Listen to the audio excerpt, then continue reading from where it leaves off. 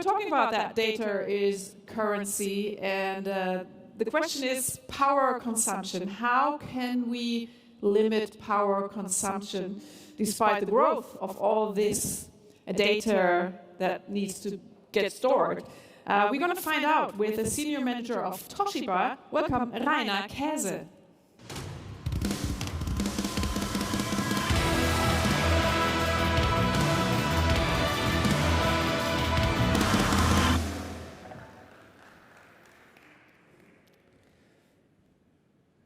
Good afternoon. Hard disk drives again. Why should I talk to you? Why should you listen to the topic of hard disk drives again? Well, two major reasons. First, I'm from Toshiba. Our major business is to manufacture and sell hard disk drives. So my boss told me to talk about hard disk drives. Second reason, hard disk drives, as we can see on this slide, hard disk drives carry the majority of the online storage in the cloud.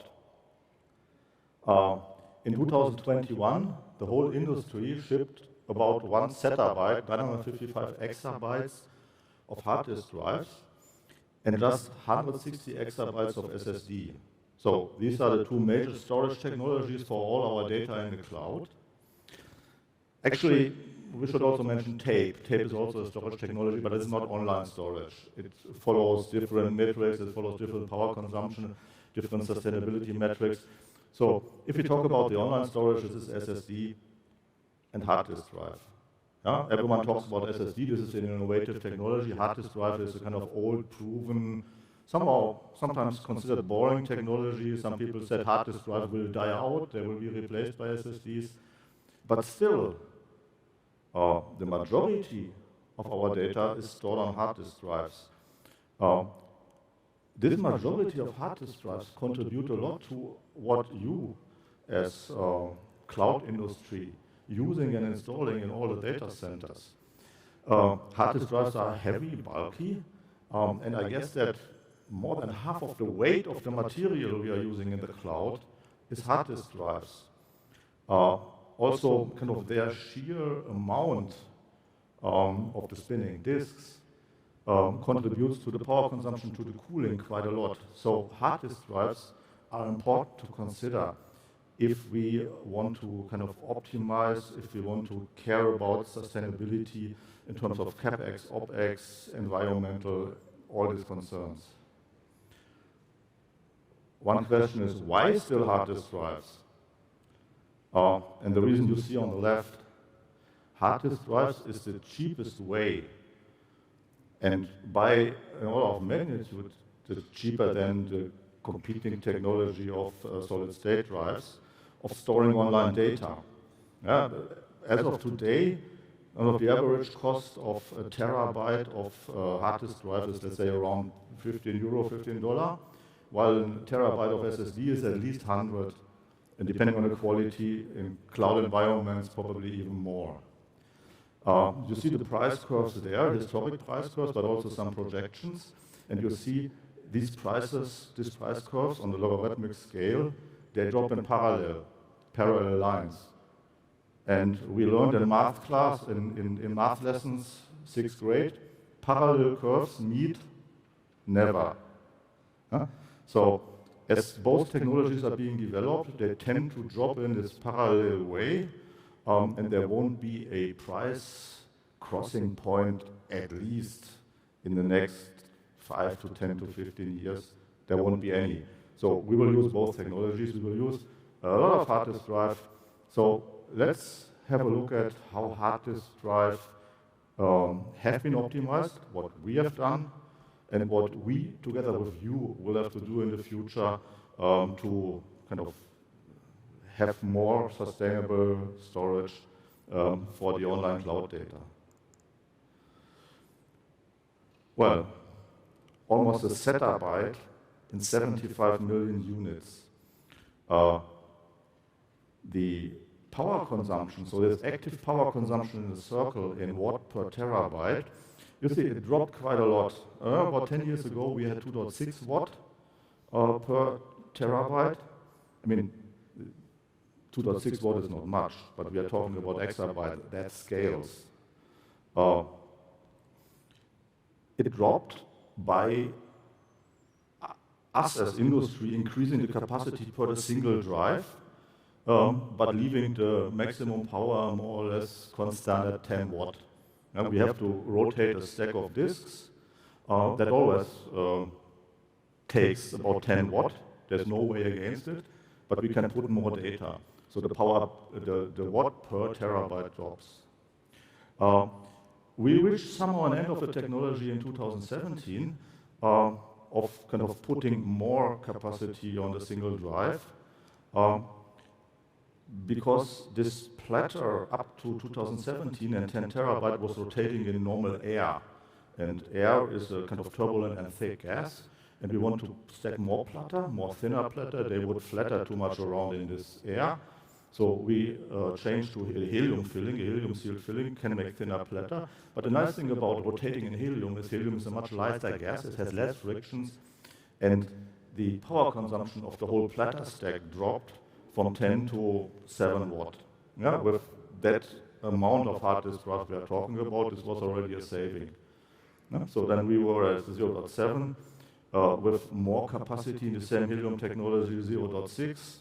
At the moment, we are again somehow stalled at the 0.5 level because we can only improve the power consumption per terabyte only by putting more terabytes. But we are doing this. So at the moment, we are at 18 terabyte, 20, 24, 30 will come. It will drop, but maybe it will not drop enough. Now, I mean, if you look at the figures, if you calculate the terabytes with the watts, then we are in the many hundreds to thousands of megawatt range. This is, I mean, in 2023, those 2.3 zettabyte that we want to sell and what the analysts say that we are selling will have a gigawatt of power. And a gigawatt of power is one large nuclear plant. I don't want to have a large nuclear plant running just to spin our disks. So what we can do is, and what we are already doing today with those hard disk drives, have them combined in larger bundles. We can demonstrate that a petabyte of storage, so a medium data center total storage, runs for less than 500 watt, so a few light bulbs. Here I would invite you at first to our booth, CO4, where we have this in a live demo with a power meter, so you can see that petabyte of storage, pretty fast storage actually, with just 500 watt. Well, I said, the easiest thing we can do is just increase the capacity. Now, it helps all of us, all of you, to store more data on the same footprint. That makes the power consumption per capacity smaller, obviously. Yeah, I said 20 terabyte, 30 terabyte by the middle of decade, 40 terabyte towards the end of a decade, and there are technologies that in research that give the promise to have even more terabytes on this single 3.5-inch hard disk drive form factor.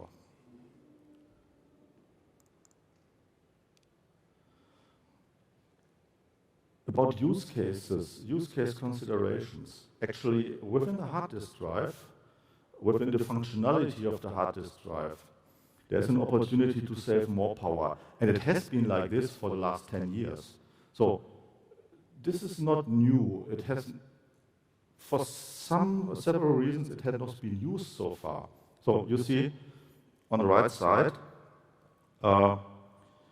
the operating power of a hard disk drive, of the latest one of this 18 terabyte, is about 8 watt. This is, the spindles are rotating, the arm is swinging, data is written and read in a random way with many arm movements. But there are 3 idle modes implemented in the functionality of a hard disk drive and 1 standby mode. the standby mode of 0.43 watt only is, of course, very attractive. If we can reduce from 8 to 0.4 watt, that would save a lot. But this implies that we switch off the spindle. So the drive is not rotating, it's sitting idle there. We can spin it on, but it takes about 20 seconds, up to 20 seconds to have the data available. So this cannot be used for online storage. If you have 20 seconds of time to wait for your data, you better go for tape. Then you are cheaper, and then you have many other advantages, and you are more eco-friendly, by the way, as well. But there are these 3 idle modes where we can switch off parts of the hard disk drive, of the electronics, of the magnetics, that save a lot of power, but we keep the spindle spinning. In that way, we can wake up the hard disk, or we can access the data in about 300 milliseconds, 0.3 seconds to about 1.2 seconds. This is too long for many applications, and especially for kind of RAIDs and software-defined storages and all these ways of using hard disk drives in larger arrays, larger configurations. The hard disk drives are too frequently accessed to be able to use this power-saving mode, which need about a second to recover. Again, if you come to our booth, I can show you some software-defined storages that we are running there, where we run a workload. We can switch off the workload, and you can see on the rack how often the disks, even if there is no data access, how often these disks are activated by the system. So here is something that I would like to ask to us, but also to the whole industry, all the players, all the software-defined storage makers, all the server integrators, and for you as kind of end users with your cloud business, also to push all of us to develop systems where these power savings can be implemented. It is possible. It just need to be done, to be considered, and we have to work on that. But sustainability is not just OpEx, it's not just the power that we, or the electricity that we have to feed in, that we have to pay, and that we have to cool down later again. It's also about the total life cycle. I mean, this hard disk drive is almost a kilogram of metal and stuff. Yeah? It's a lot of weight. And an easy thing to have it more sustainable is to use it longer, to have less failure rates, lower failure rates, and to run it for 3 years, 5 years, and even longer. So as you can see on the right side, the failure rates, so the data sheet failure rates of the hard disk drive have been drastically reduced from 0.7% back in 2011 to now 0.335%. And actually, with our hard disk drive in the systems, deployments of many thousands to hundreds of thousands of hard disk drive in the data center, we see that these failure rates are capped, even sometimes ways lower.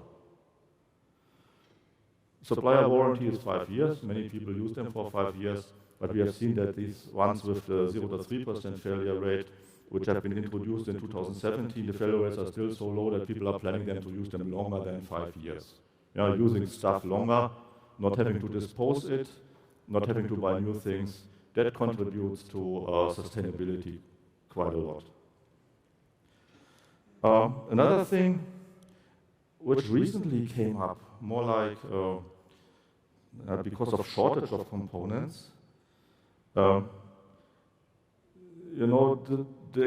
IT equipment that was installed about 10 years ago was already with high-speed SATA interfaces. This was introduced in 2010, so 2011, 12. Those systems are still state-of-the-art systems today. Maybe not for high-performance computing, but for driving storage. You could take old IT equipment, swap out the 3, 4, 6 terabyte drives to new 16 terabyte drives as well. Interface is still the same, and you increase the capacity fourfold on the same footprint, keeping the old chassis. And actually, people are doing this. So if you have infrastructure in place, think about it. There are often cases where you can really do this. You save a lot for the environment, but also if there's a shortage on components, for example, power supplies. At the moment there's a shortage, and some storage deployments cannot be executed just because of the power supplies shortage. If you have power supplies in your data center that are 5, 6, 7 years old, consider to keep them and just replace the disks. Interface is still the same. So you will have 4 times the capacity, of course, with the same speed. The connectivity, the infrastructure does not change.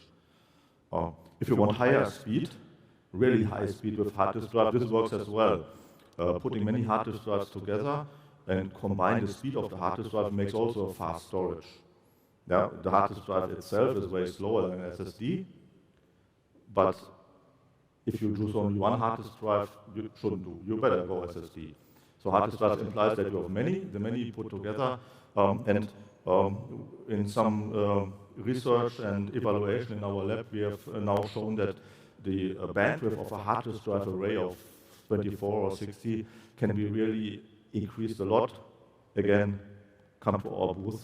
I'm happy to show you. And one final thing about the life cycle. People have not discussed much about it, but it seems obvious to me. This piece of metal, 1 kilogram piece of metal that we are selling in 75 millions, at the end of a life cycle, that's valuable resource, that's valuable material. It consists mainly of aluminum and copper. So this aluminum and copper, we can shredding and recycle. We can easily shred and recycle, and it should be done. So we just have to detach the printed circuit board, and then we have a kilogram of aluminum and copper, which is a valuable material.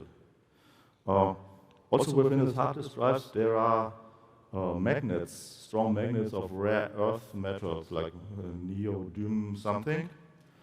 So this is some future work that I would like also kind of all of us to consider whether there's at some point in time a way to take out these rare earth magnets. At the moment, I have the feeling that this rare earth is not rare enough and not expensive enough to take the effort, but kind of rather digging for rare earth metals in some not really nice areas in the world by children in earth holes. We should rather consider to dig for rare earth metals in the waste HDDs when they have reached the end of their life cycle. Well, that concludes my presentation. Come to our booth at CO4 at the left end of the hall. We have a lot of hard disk drives in real life operation, kind of all the cases that I've discussed here. We can show you. I'm happy to discuss with you and to brainstorm how we can operate the hard disk drives in a way that basically we can do this with less power, less waste, more optimized speed for the sake of saving all our data, but also for the sake of the environment. Thanks for your attention. Happy to welcome you at the booth. Thank you so much, Rainer. One short question, because we don't have that much time left, but I grew up with thinking everything starts somewhere and ends somewhere. We started somewhere with capacity. Where does it end? Is there an end to it? How far can we go? Very good question. Yeah? There are many glass balls and many people have different opinions. Just a few constraints which may answer this question. If a complex product should be brought to market and used in a large scale, first of all, the base technology has to be available. It has to be physically possible. Physically possible is a hard disk drive up to 100 terabyte now. That's confirmed. manufacturable up to 50, physically possible up to 100 in that form factor. That's already confirmed. Physically possible is, but basically not enough.